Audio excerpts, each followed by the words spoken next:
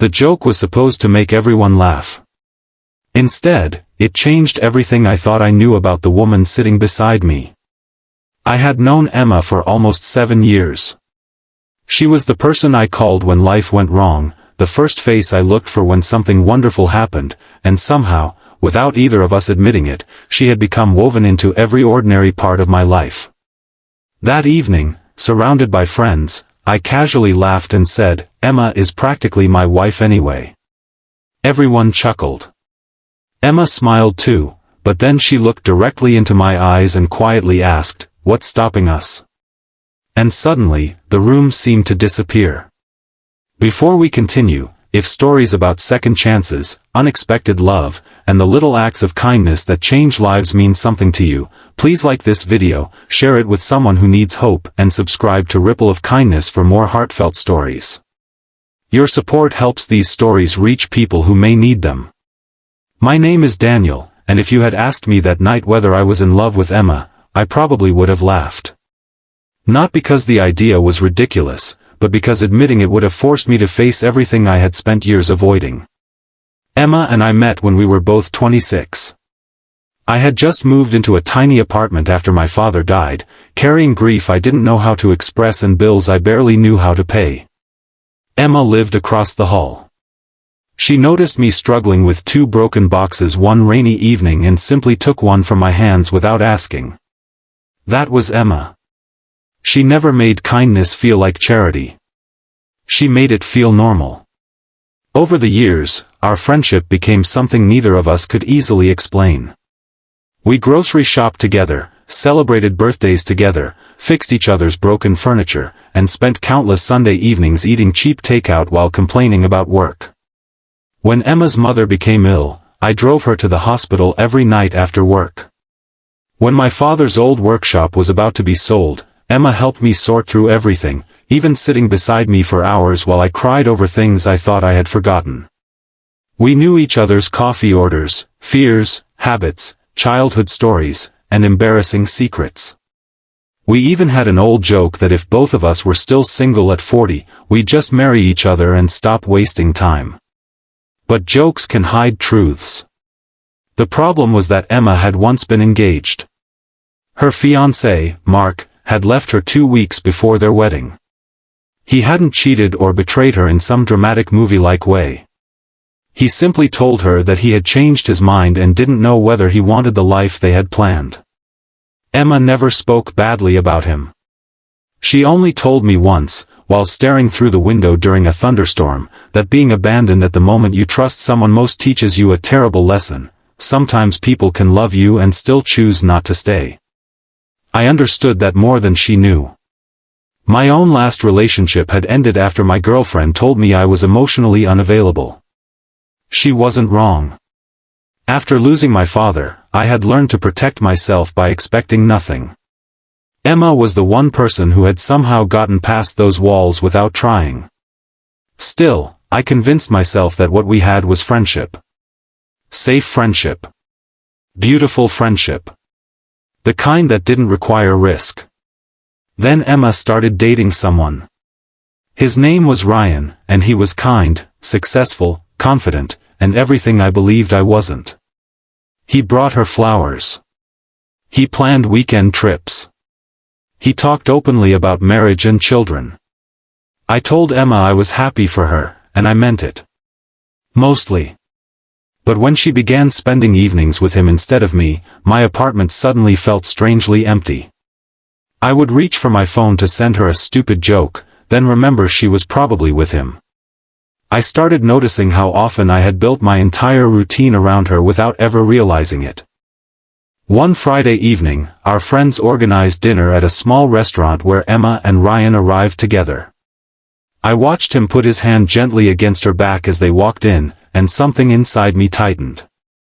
Still, I smiled and joked with everyone. Halfway through dinner, someone teased me about being the only single person at the table. I pointed toward Emma and laughed, saying she was practically my wife anyway. The laughter came instantly. Then Emma asked what was stopping us. She didn't say it dramatically. She didn't smile flirtatiously. She simply looked at me with an expression I had never seen before, hope mixed with fear. I couldn't answer. Ryan's face changed. Emma looked away. Someone awkwardly changed the subject, but the damage was done. On the drive home, Emma sat beside me in silence. When we reached her building, she opened the door, then stopped. She told me she hadn't meant to embarrass me. I said she hadn't. She asked why I looked terrified. I told her I didn't know. She said that was the problem. Then she walked away. For 3 days, Emma didn't call. Those 3 days were enough to make me understand what 7 years had not.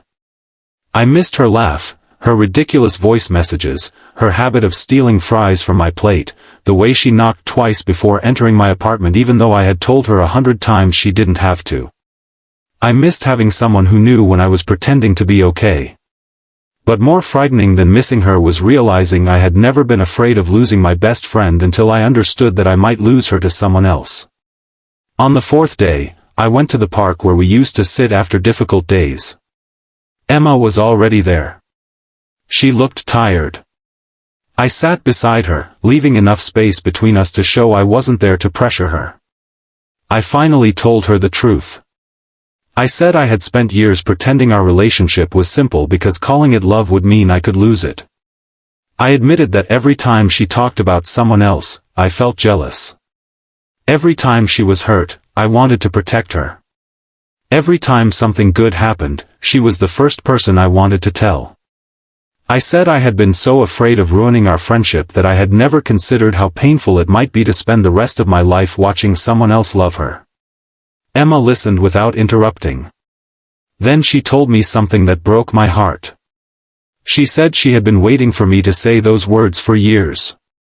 Not because she expected a grand confession, but because she had been afraid too. She had loved me quietly, patiently, and imperfectly, while convincing herself that perhaps friendship was the only kind of love I was capable of giving her. I asked about Ryan. She told me she had ended things with him, not because he was a bad man, but because she had realized she was trying to build a future with someone while secretly wishing he was me. She said that wasn't fair to him. I didn't reach for her immediately. I asked whether she was certain, because I didn't want fear or jealousy to become the foundation of something so important. Emma smiled through tears and said she wasn't certain about the future. Nobody ever could be. But she was certain about one thing: she wanted to find out what could happen if we stopped hiding behind the word friendship. So we started slowly. Our first date was almost painfully ordinary. We went to the same little diner where we'd eaten hundreds of times. Nothing magical happened. No fireworks. No perfect movie moment. We argued over dessert, laughed at how nervous we both were, and walked home holding hands like teenagers. But something had changed. Every familiar moment now carried a new meaning. Months later, I took Emma back to the apartment where we'd first met. I had kept the old broken cardboard box from that rainy night all those years ago. I had no idea why. Maybe some part of me had always understood that the person who picked up that box was going to matter.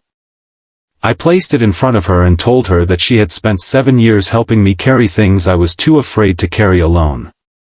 Then I got down on one knee. Emma covered her mouth, already crying. I told her I didn't want her to be my, practically wife anymore. I wanted her to be my wife in every way that mattered. Not because we had known each other forever, but because after everything life had taken from both of us, we had finally found the courage to choose each other. She said yes before I finished asking. Our wedding wasn't extravagant. There were no expensive decorations or celebrity guests. There were only people who had watched us grow, struggle, heal, and finally understand what had been standing between us all along. On our wedding day, Emma whispered that she still couldn't believe I had needed 7 years to figure it out.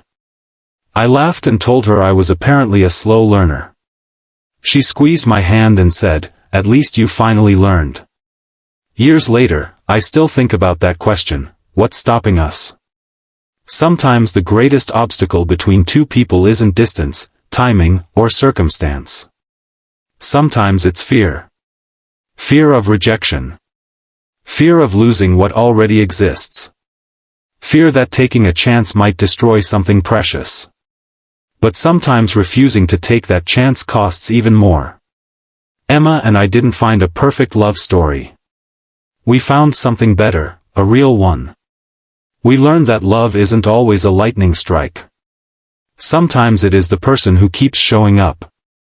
The person who remembers your coffee. The person who sits beside you when there is nothing to say.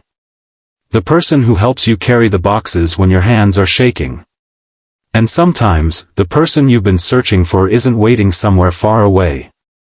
They've been standing beside you all along. If this story touched your heart, please take a moment to like the video, share it with someone who believes they've missed their chance at love, and subscribe to Ripple of Kindness. Your engagement may seem small, but it helps these stories reach someone who might desperately need their message of hope. And before the story ends, tell me in the comments, have you ever realized too late that someone you called a friend meant much more to you? Right, I believe in second chances, if this story reminded you that love is sometimes worth the risk. Because sometimes the most important question isn't whether you love someone.